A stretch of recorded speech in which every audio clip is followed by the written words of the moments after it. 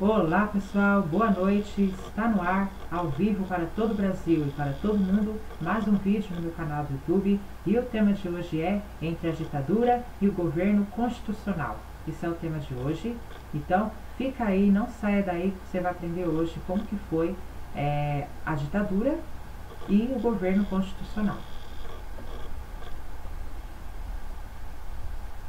A Assembleia Constituinte.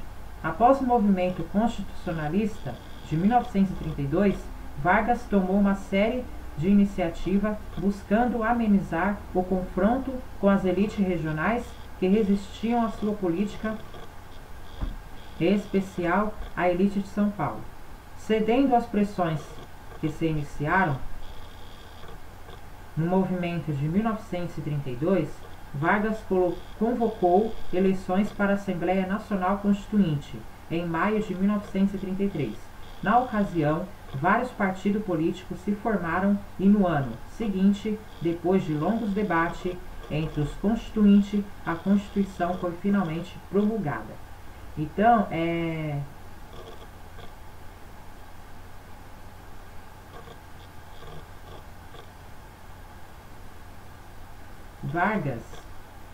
Getúlio Vargas, ele buscando amenizar o confronto com as elites regionais, cedendo às pressões que se iniciaram no movimento de 1932, Vargas ele convoca eleições para a Assembleia Nacional Constituinte.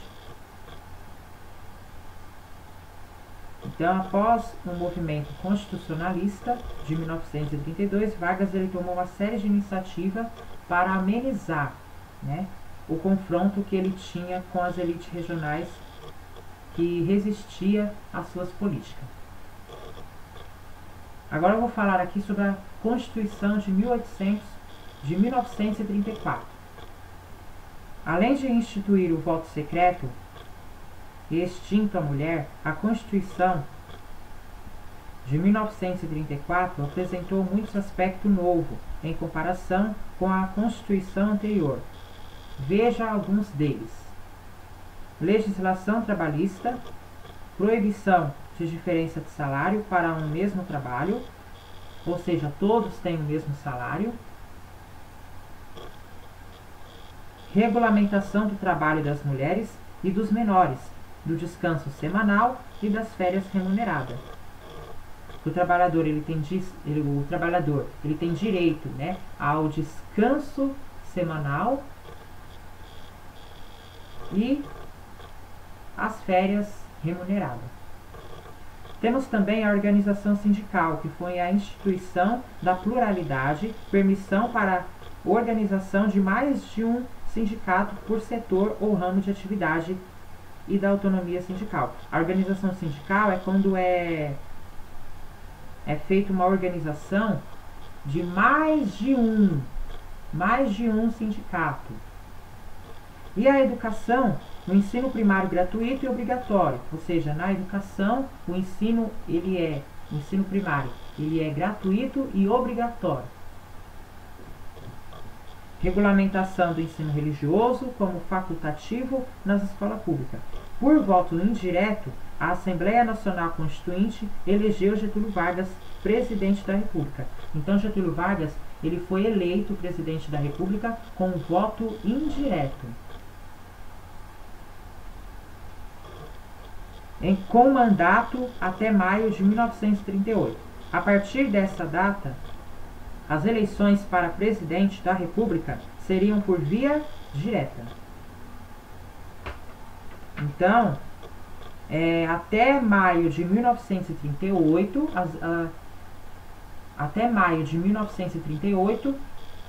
a pessoa entrava no poder, entrava na política por um voto indireto. Mas depois dessa data, depois de maio de 1938, as eleições para presidente da República seria por via direta e não indireta. Agora eu vou falar aqui sobre integralistas e comunistas. As repercussões da crise de 1929 afetaram a vida da população brasileira, em particular a dos trabalhadores.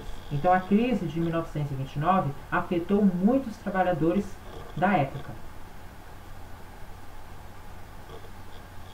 Ou seja, afetou, né, a crise de 1929 afetou a população, mas não só a população, mas também afetou a classe dos trabalhadores, né?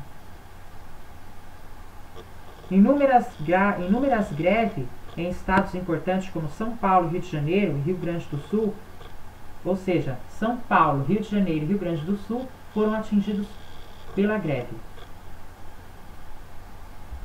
Estavam acontecendo, ou seja, São Paulo, Rio Grande do Sul e Rio de Janeiro foram atingidos por inúmeras greves que estavam acontecendo no momento. E em 1934 a crise econômica ainda não tinha sido superada.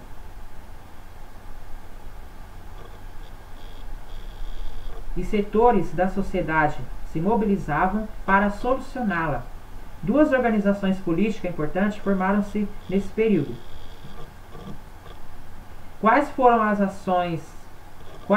as duas organizações políticas importantes que foram formadas nesse período da crise?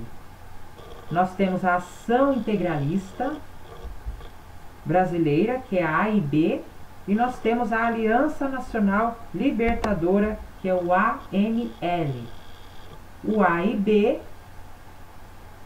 nacionalistas, os integralistas, achavam que a democracia era um regime incapaz de tirar o Brasil da crise, inspirados em ideias e regimes totalitários, como o fascismo na Itália e o nazismo na Alemanha. Os integralistas eram, sobretudo, contra o comunismo. E nós temos também o ANL, que esse agrupamento formou-se a partir da reunião de diversos setores descontentes da sociedade brasileira.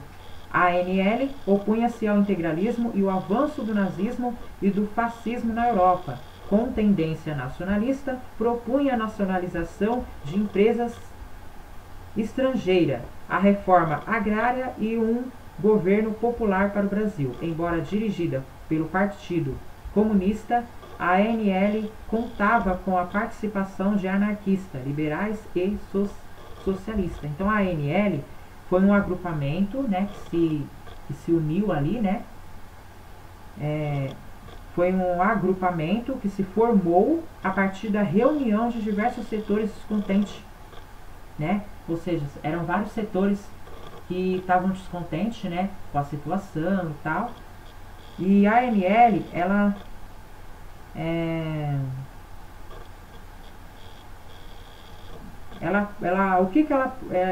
ela propunha a nacionalização de empresas estrangeiras, a reforma agrária e um governo popular para o Brasil, né? Ou seja, a ANL, ela é uma Aliança Nacional Libertadora, porque a ANL contava com a participação de anarquistas, liberais e socialistas, porque sozinha ela não ia conseguir. Então ela precisava de ajuda, né? Ela precisava de ajuda, né, dos anarquistas, dos liberais e dos socialistas. Os confrontos entre os adeptos das duas correntes eram constantes. Simpático aos integralistas, Getúlio Vargas tendia a reprimir com mais rigor os atos da ANL.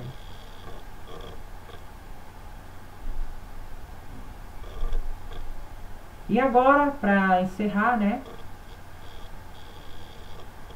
Prepare-se, o regime autoritário. Em meados de 1935, o governo federal fechou a ANL, transformou-a em uma organização ilegal. Mesmo assim, o grupo manteve as suas atividades. Em novembro do mesmo ano, a ANL organizou uma revolta o objetivo de instaurar um novo governo, por meio de um golpe militar. A revolta foi denominada pelo governo e a grande imprensa de intentona comunista. Intentona comunista. Restrito às cidades de Natal, Recife e Rio de Janeiro, o movimento foi rapidamente controlado pelo governo federal. Então aqui vai falar do quê? Que em meados de 1935 o governo federal fechou a ANL, transformou ela numa organização ilegal, e a ANL, em novembro do mesmo ano, a ANL organizou uma revolta com o objetivo de instaurar um novo governo, porque a ANL não achou certo, né, ela se transformar em ilegal. Então ela se revoltou, né?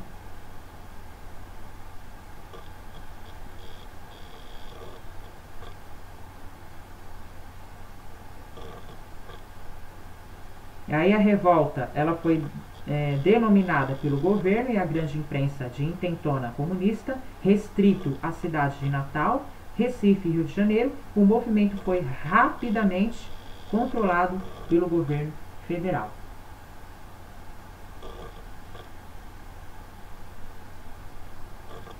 A rebelião serviu de pretexto para o governo decretar o estado de sítio, que é uma suspensão temporária de certos direitos e garantias individuais, censurar os meios de comunicação e prender centenas de envolvidos na revolta.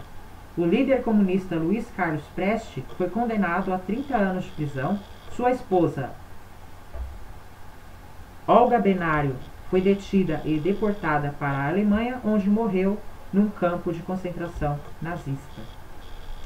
Então é isso, pessoal. Só que, antes de eu encerrar, vale ressaltar que no poder aqui no Brasil estava o presidente chamado Jango, e ele estava tomando algumas medidas de esquerda. Ele estava promovendo uma reforma agrária, estava aumentando os direitos dos trabalhadores, só que isso estava sendo muito mal visto pela população.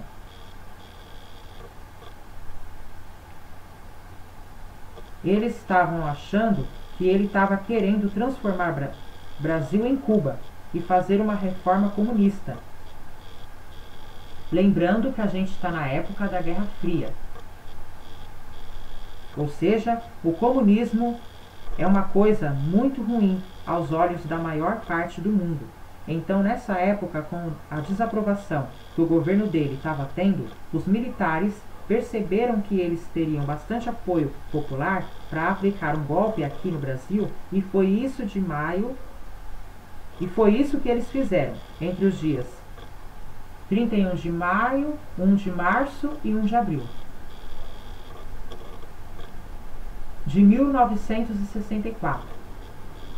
Os militares pegaram umas tropas aí e tomaram o poder no Brasil. Não teve oposição na parte do presidente, porque se houvesse oposição da parte dele, os Estados Unidos mandariam muitas tropas e soldados aqui para o Brasil, e provavelmente começaria aqui uma guerra civil.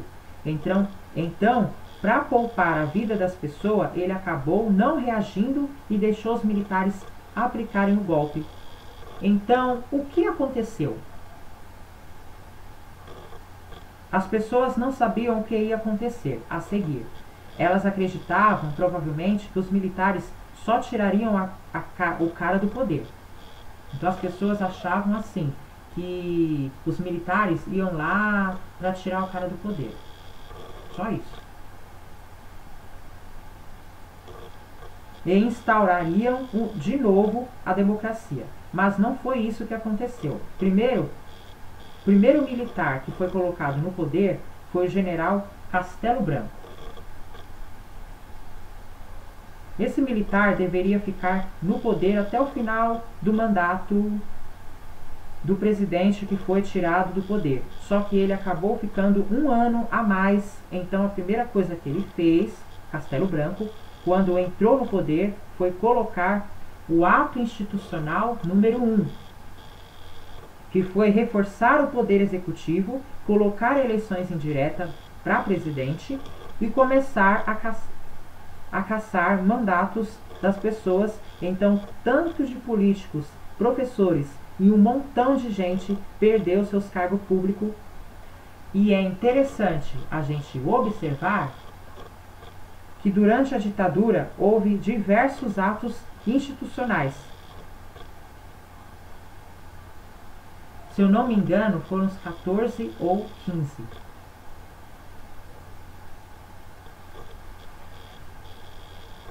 Nem todos foram importantes. A gente estuda até o 5. A gente estuda até o 5. Até o número 5. Os mais importantes são os atos institucionais. Número 1, número 2 e o ato institucional número 5. O ato institucional número 1 colocou eleições indiretas para presidente, reforçou o poder executivo.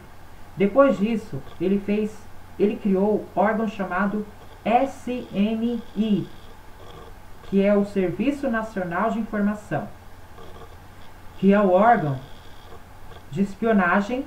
Aí que começou a ver o que as pessoas estavam fazendo para tentar diminuir a oposição ao regime militar. Além disso, ele baixou o ato institucional número 2, que instituiu o bipartidarismo, a Arena e o MDB. O MDB é o Movimento Democrático Brasileiro e a Arena, Ação Reformista. E a Arena era o Partido dos Militares e o MDB era o Partido de Oposição, de oposições, entre aspas.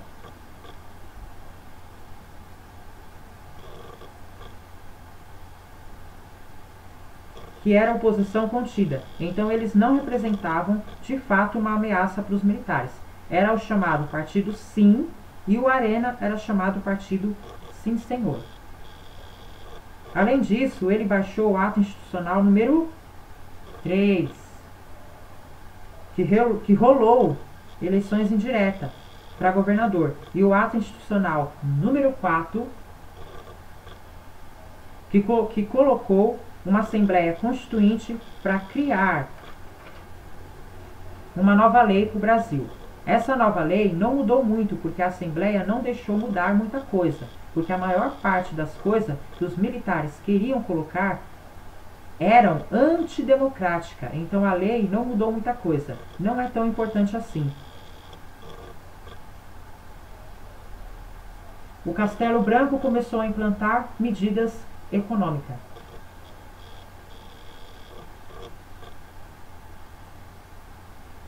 Lembrando que o Brasil estava passando por uma grave crise econômica durante o golpe militar.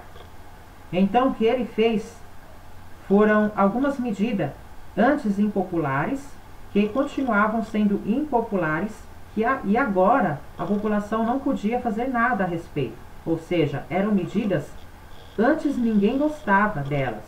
Por causa disso, os presidentes não conseguiram implantar.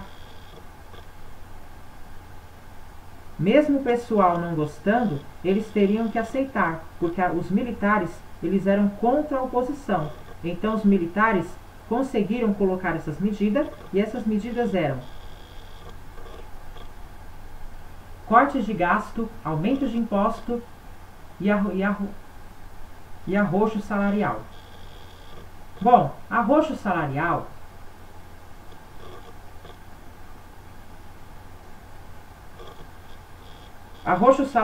é quando o crescimento do salário não acompanha o aumento da inflação. Ou seja, a inflação está crescendo, o preço de tudo está aumentando, mas os salários não crescem proporcionalmente. Isso é muito ruim. É uma medida muito impopular. Só que ela permitiu o crescimento grande da economia brasileira, que vai permitir o milagre econômico daqui a alguns anos. Então o governador acabou, Castelo Branco, e foi Então o governo acabou. Castelo Branco e foi instituído um novo presidente, que era o outro militar chamado Arthur da Costa e Silva. Então, durante o governo do Costa e Silva, a oposição e a ditadura cresceu muito. Os estudantes iam na rua protestar. Protesto por parte dos políticos. Surgiu a chamada Frente Ampla. Tem gente que não acredita em protesto. Tem gente que acha que é balela. Mas não é balela, gente. Quando você vê um protesto no jornal, pessoas que estão na rua protestando, é porque não, aquilo não é uma balela. Aquilo não é uma mentira. Tá? Essa é a minha opinião.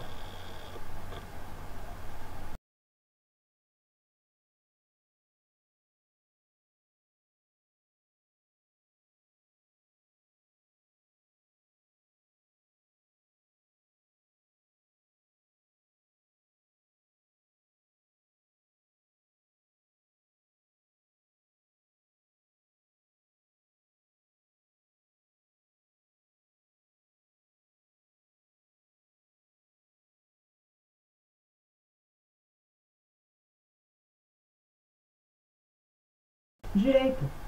Não é uma balela. Então, olha, a história fala. Não é eu que estou falando, é a história que fala. Os estudantes, eles iam na rua protestar. Protesto por parte dos políticos, surgiu a chamada Frente Ampla, que era uma união entre o ex-presidente JK e o ex-presidente Jango e o deputado Carlos Lacerda, que era uma oposição pela via institucional, e também muitos movimentos estudantis e movimentos populares contra a ditadura e também movimentos artísticos. Foi nessa época Caetano Veloso, Gilberto Gil,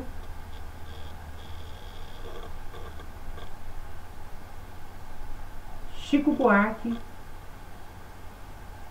e tantos outros artistas famosos estavam expressando por meio da arte, por meio da música e do teatro, a sua indignação com o sistema de governo vigente aqui no Brasil. Além disso, um símbolo dessa repressão aí que teve durante o governo Costa e Silva, que foi a morte do estudante Edson Luiz de Lima. Ó, o nome dele é comprido, gente.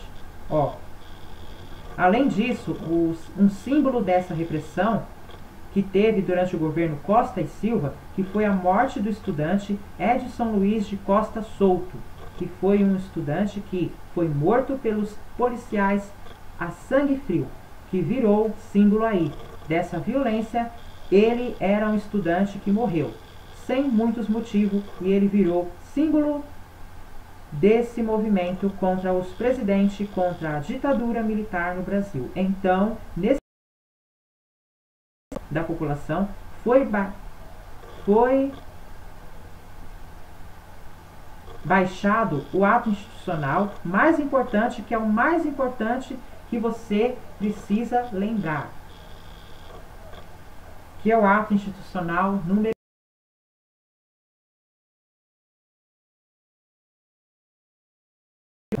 durante a ditadura. E ele aumentou o poder executivo, diminuiu o poder judiciário, fazendo com que o judiciário não pudesse se opor ao ato institucional.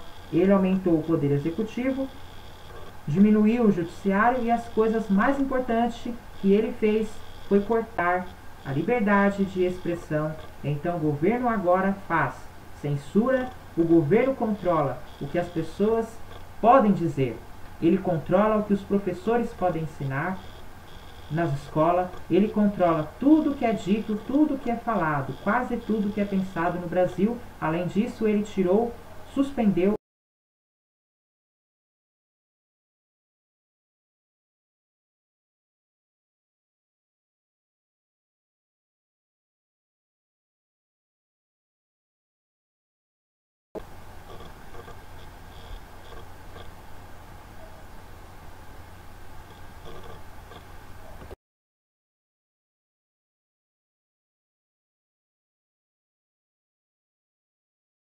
eu não posso ser preso até que haja provas que eu realmente cometi esse crime. Isso é o habeas corpus. Sem o habeas corpus, as pessoas podiam ser presas sem nenhuma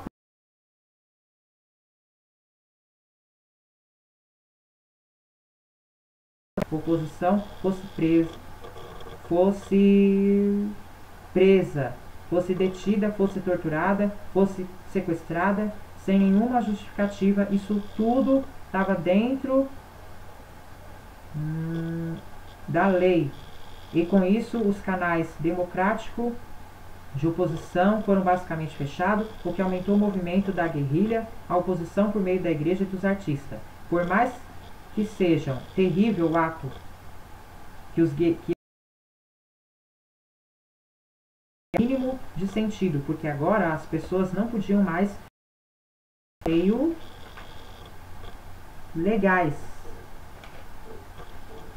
Agora elas não podiam mais se opor por meio da expressão, não podiam mais escrever um texto,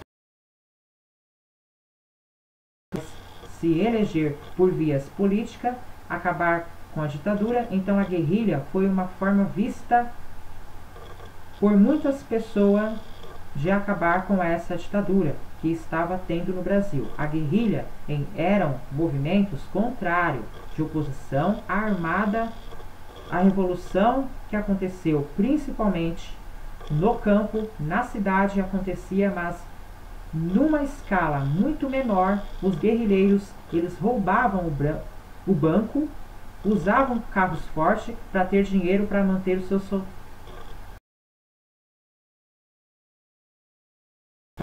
suas ações.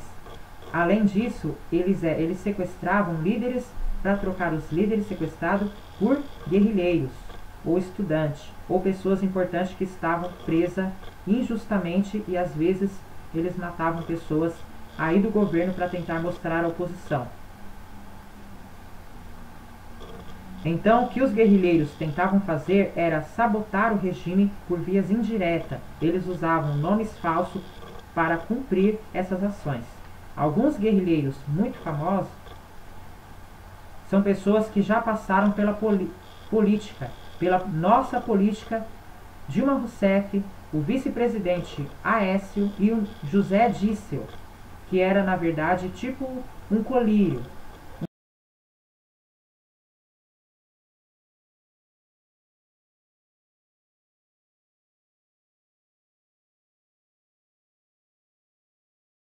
Sua Costa e Silva, que era o presidente, teve um AVC. Ele teve que ser afastado do governo, e aí quem deveria assumir no lugar dele é o Pedro Aleixo, que era o vice-presidente dele. Contudo,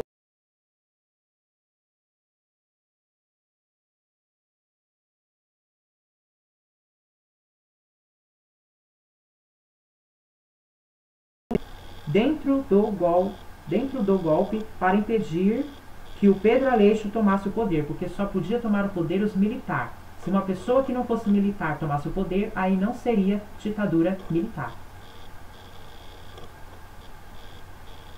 Ditadura militar, ou seja, só os militares podem tomar o poder. E na época da ditadura, as pessoas não, os professores,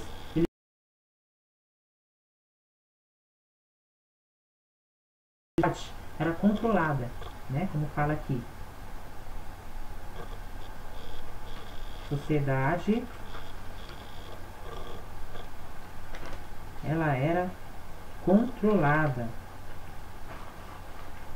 Onde está aqui?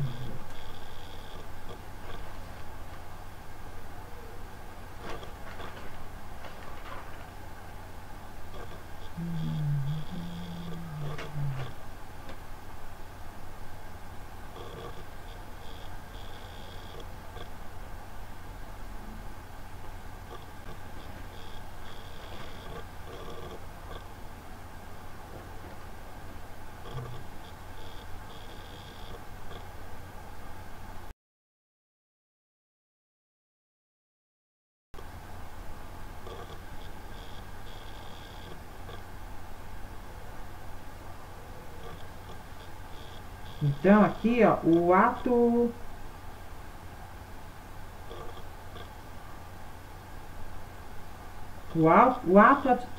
institucional número 5 foi o auge do autoritarismo durante a ditadura.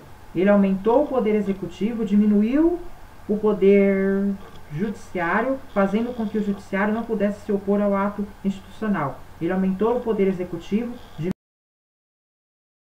O que ele fez foi cortar a liberdade de expressão. Então, na ditadura, as pessoas não podiam se expressar.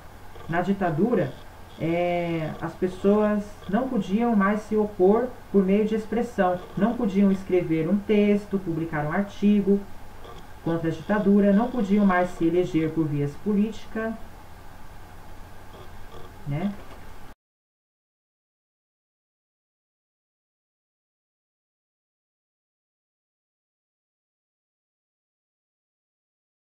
No tempo da ditadura, os professores e a sociedade, ela era controlada, né, pelos militares, né, pelo governo, né, pelos militares, né, até para os professores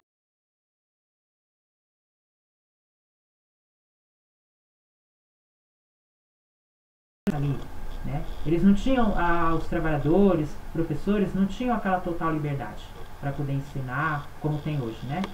No tempo da ditadura foi um tempo muito difícil, que a pessoa não podia se expressar, não tinha liberdade para se expressar.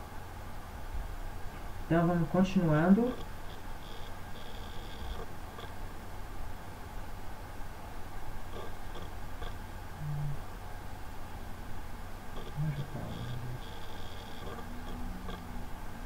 Aí o que aconteceu?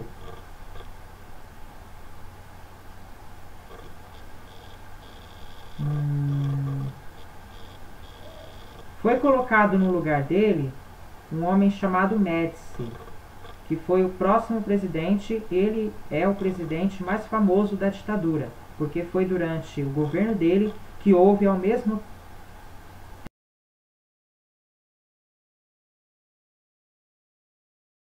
tempo morreu, mais gente foi torturada, e ao mesmo tempo foi o início do milagre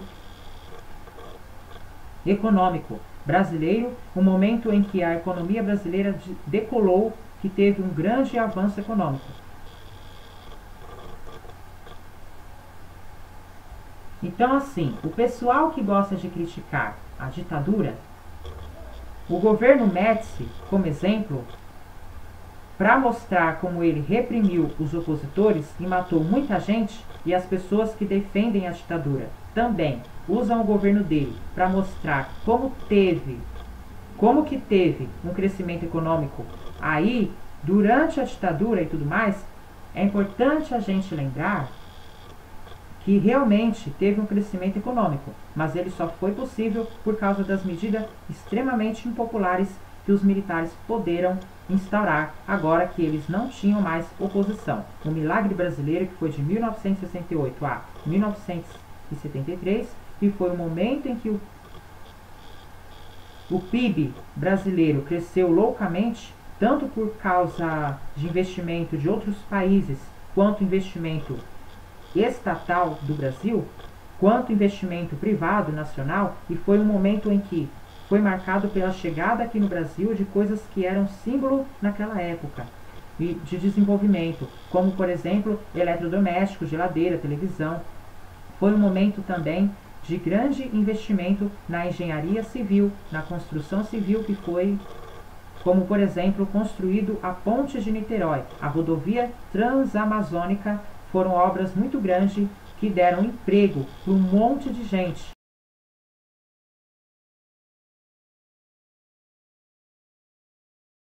Na construção dessas obras. Além disso, o arroxo salarial continuou acontecendo, um milagre econômico, mas ele ficou muito menos evidente, porque estava descendo, o salário não precisaria crescer tanto para acompanhar a inflação. Além disso, foi um período de grande propaganda. O fanista, aqui no Brasil, eram propagandas que exaltavam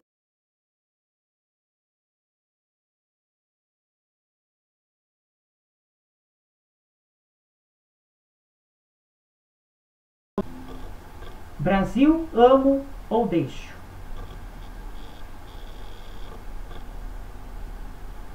O Brasil chegou a se tornar a oitava maior economia, O Brasil chegou a se tornar a oitava maior economia mundial. Foi durante o governo do Médici que o Brasil ganhou a Copa do Mundo de 1970. Essa vitória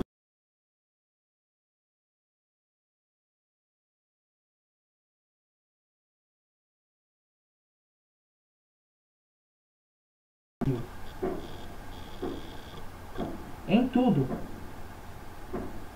Então o troféu da Copa do Mundo foi muito exaltado pelos militares. Foi usado como propaganda política. Depois do governo Médici, teve o governo Geisson. E nessa época, os militares estavam percebendo que não dava para manter a ditadura militar por muito tempo. Agora você me pergunta, por quê? Lá para os anos 70, aconteceu a crise do petróleo. Então a economia mundial entrou em recessão, inclusive o Brasil. Foi nessa época aí que o milagre econômico brasileiro começou a decair e a economia brasileira entrou em crise de novo. Então o PIB brasileiro, que estava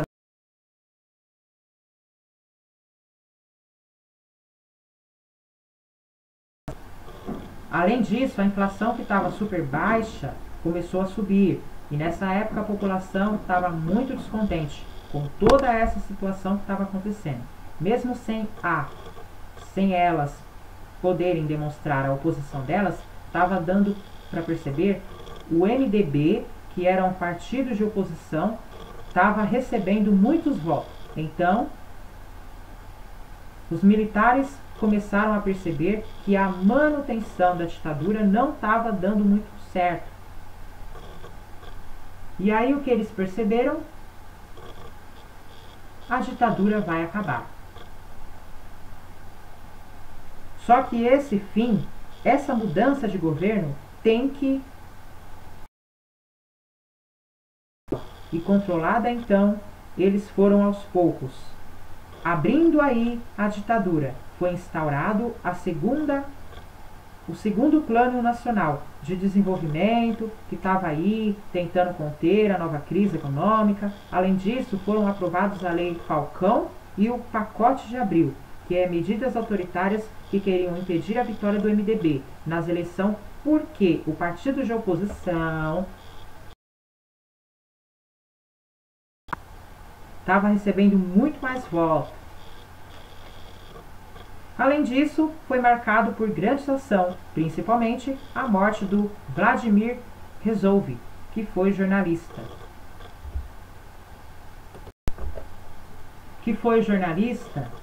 É muito comum cair em prova. Então preste bem atenção. Por que esse jornalista foi chamado para falar na polícia, para fazer tipo...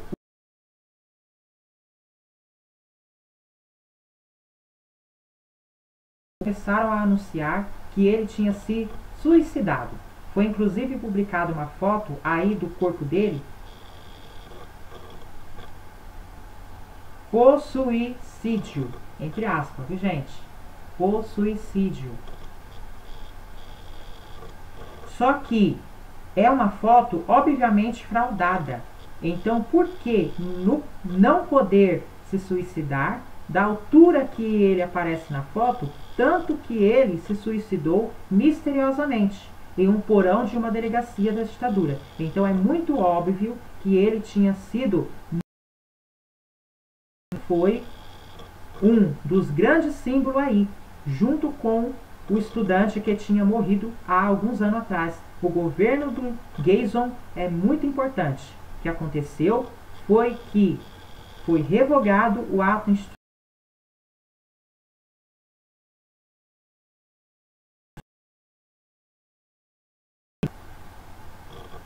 E com isso, entramos aí no último presidente, que foi o Figueiredo. Então a crise econômica estava estagnada. ainda existia, mas ela não estava piorando tanto assim. Além disso, o governo Figueiredo colocou uma coisa muito importante, que foi a lei da anistia. Essa lei, ela anistiava, ou seja, ela perdoava todos os criminosos aí do governo, ou seja, ela perdoava tanto as pessoas que haviam sido presas,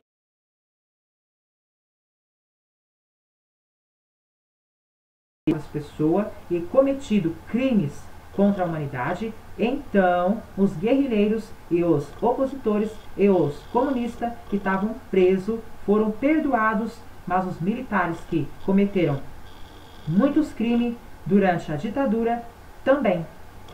É por isso que até hoje muitas pessoas que cometeram muitos crimes durante a ditadura estão impunes, e muitas pessoas que desapareceram estão aí, sem justiça, sem saber aonde as pessoas estão de fato, porque eles bem que foram todos perdoados. Além disso, o Figueiredo também retornou com o pluripartidarismo, ou seja, agora ele pode ter mais de 2 partidos no Brasil. E quais são esses partidos que o Figueiredo ele pode ter no Brasil? Então a Arena, que é o partido dos militares, virou o PCD, que é o Partido Democrático Social, e o MDB virou diversos partidos, virou o PMDB, virou o PDT, virou o PT, governado pelo Lula, virou o PTB, entre muitos partidos, e isso foi um pouco ruim. Como a Arena tinha se concentrado toda em partido, e o MDB tinha se dividido em muitos partidos, a Arena acabou tendo a maior parte do poder por causa dessa divisão, e com isso, em 1983, popularizou um movimento chamado Direta Já, que foi uma mobilização popular a favor da aprovação Emenda Dante de Oliveira, que era uma emenda que colocaria eleições direta para presidente, por isso do nome Direta Já, que foi colocado eleições direta para presidente. A partir do momento que foi colocado eleições direta para presidente, foi por isso que deu esse nome de Direta Já.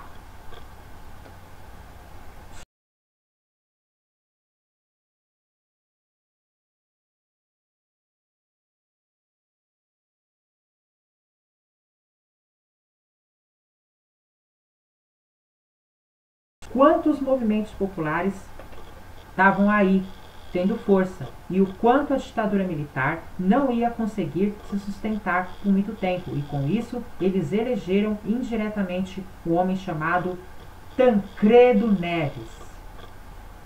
Ele ia tomar posse e tudo mais, mas ele teve um problema de saúde meio misterioso e morreu pouco antes, alguns meses antes dele tomar posse, e quem tomou posse no caso foi o vice dele, que era um homem que era da antiga Arena, era um homem que estava do lado dos militares durante a ditadura. O nome dele é José Sarney.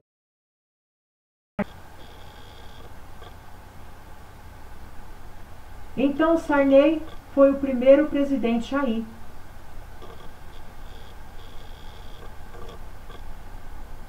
Depois do fim da ditadura militar.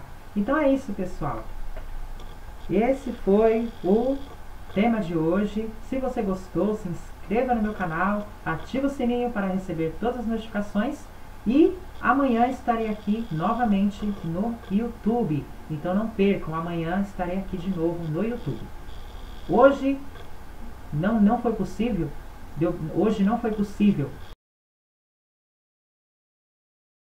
às 18 horas. Então, eu fico por aqui e até amanhã. Tchau!